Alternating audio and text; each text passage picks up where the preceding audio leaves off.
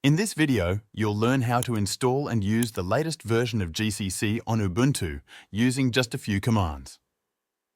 Start by opening your terminal.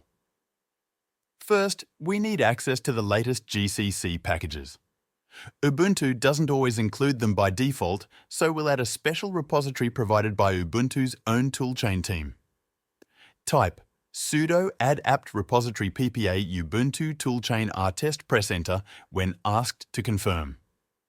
This adds a new source for software that includes newer GCC versions. Now update your system so it can see the new packages.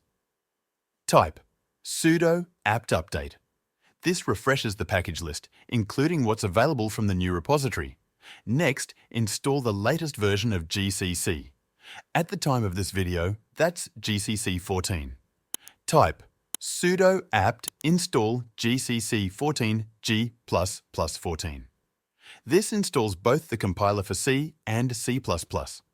Now, we need to tell Ubuntu to use GCC 14 instead of the older default. We'll use the Update Alternatives tool to set it. First, run sudo update alternatives.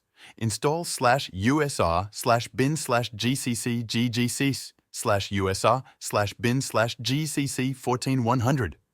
Then do the same for G++. Sudo update alternatives. Install /usr/bin/g ++g ++/usr/bin/g ++14100. This sets the new version with a high priority, so it's chosen by default.